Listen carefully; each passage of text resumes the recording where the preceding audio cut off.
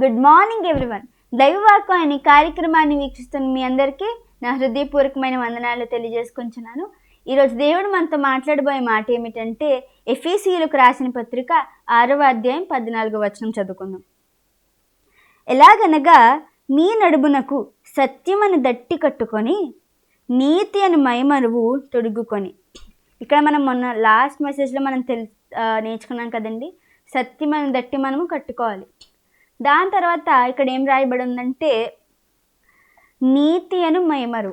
మైమరు అంటే breast plate అని ఇంగ్లీష్లో రాసి ఉన్నారు. ఏంటంటే అది కవచం. యుద్ధ భూమిలో వేసుకుంటారు కదండి, ఇక్కడ నుంచి స్టార్ట్ అయ్యే కవచము ఉంటుంది. అది చాలామందికి తెలిసే ఉంటుంది. ఆ కవచాన్ని మనం నీతి అనే కవచాన్ని మనం ధరించుకోవాలి. నీతి అంటే ఏంటంటే రైచియస్నెస్. ఇంకా చెప్పాలంటే దేవునికి నచ్చిన విధానంలో మనం నడుచుకోవడం, దేవునికి నచ్చిన విధానంలో మనం ఉండడం, నీతి కలిగి జీవించడం. అంటే నీతి కలిగి ఎంతమంది జీవిస్తున్నామండి? ఇక్కడేమో నీతి కలిగి మనం నీతి అనే కవచాన్ని మనం ధరించుకోవాలి, నీతి అనే మైమరువుని మనం ధరించుకోవాలని ఇక్కడ రాసింది. కానీ మనం అసలు నీతి కలిగి ఉంటున్నామా? అంటే దేవునికి ఇష్టమైన త్రోవలో మనం నడుస్తున్నామా? ఈరోజు మీరు ఆలోచించుకోండి, ఎంతమంది నీతి కలిగిన అంటే దేవునికి నచ్చిన త్రోవలో నడుస్తున్నారు? ఎవరు నీతిమంతులా బిహేవ్ చేస్తున్నారు కదండి? మనము ఎంత ట్రై చేసినా మనం దేవునికి నచ్చిన త్రోవలో మనం నడవలేము. కానీ దేవుడు చెప్తున్నారు, నీతి అని మైమరువు వేసుకోవాలి అపవాది నుంచి, శోధల నుంచి తప్పించుకోవడానికి. ఇక్కడ బైబిల్లో రాస్తారు కదండి, దేవుడు seek the Kingdom of God and his righteousness. మొదట దేని వెతకాలి? దేవుని రాజ్యాన్ని, ఆయన నీతిని వెతకాలని బైబిల్లో ఉంటుంది. అంటే నీతిని వెతకమని దేవుడు చెప్తున్నారు. మనం నీతివంతుల్లో ఉండలేకపోతున్నామండి. చాలామంది నేను ఎంత నీతిగా ఉందామని ట్రై చేసిన, ఎంత దేవుని త్రోవలో ఉందామని ట్రై చేసిన, ఏదో చోట కూలిపోతున్నాను. ఎంత ఎక్కినా, ఎంత ట్రై చేసినా, ఎంత నడిచినా ఏదో ఒక చోట పడిపోతున్నానని చాలామంది అంటూ ఉంటారు. కానీ దేవుడు ఏం చెప్తున్నారంటే, నా నీతిని వెతకండి అని దేవుడు చెప్తున్నారు. అక్కడ బైబిల్లో ఉంటుంది కదా, అడుగుడి మీకు ఇవ్వబడును, వెతకుడి మీకు దొరుకును, తట్టుడి మీకు తీయబడని. మనం వెతికితే మనకి నీతిని దేవుడు ఇస్తారండి.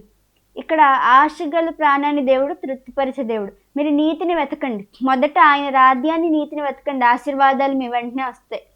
మన సాతాన్ని, అపవాదిని ఎదిరించాలంటే మనకి నీతి అనే మైమరు ఉండాలి. ఎంతమంది ఈ రోజు నుంచి నీతి అని మైమరు ధరించుకోవడానికి సిద్ధంగా ఉన్నారండి? ఈ రోజు నుంచి దేవుడిని అడగండి, ప్రభువా నేను నీతిమంతులుగా ఉండాలి, నేను నీతిమంతునిగా నేను మారాలి తండ్రి అని మీరు అడగండి. దేవుడు ఇస్తారు. ఆశగల ప్రాణాన్ని తృప్తిపరిచే దేవుడు మీ ఆశని మర్చిపోడండి.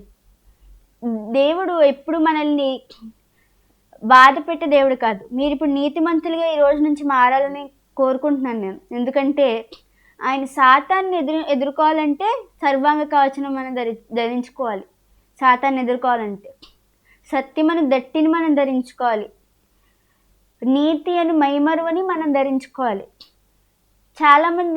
చాలామందిని చూస్తూ ఉంటాం మనము, నీతిగా బిహేవ్ చేయడానికి చాలా ఇబ్బంది పడుతూ ఉంటారు.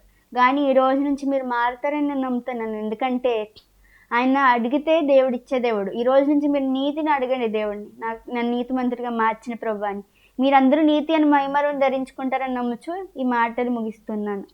ప్రార్థన చేసుకుందాం. మహాగణుడు, మహోన్నతుడు, మా ప్రియ పరలోకపు తండ్రి, నీకు వందనాలు, స్తోత్రాలు, స్తుతులేసే. గడిచిన కాలమంతా నీ కృపా డైరెక్టర్ల కింద మమ్మల్ని కాచి కాపాడి భద్రపరిచినందుకు వందనాలు, స్తోత్రాలు, స్తుతులు తండ్రి. అయ్యా నీతి అని తండ్రి ప్రభా మైమరువుని మేము ధరించుకోవాలని ఈరోజు మాతో మాట్లాడావు ప్రభా. అయ్యా తండ్రి ప్రభా, నీతిమంతుల వల్ల మేము మారాలి తండ్రి ప్రభా. ఏసయ్య నీ త్రోవలో మేము నడుచుకోవాలయ్యా. ఏసయ్య వాక్యం వింటున్న ప్రతి ఒక్కరిని ఆశీర్వదించండి ప్రభా, దీవించండి అయ్యా.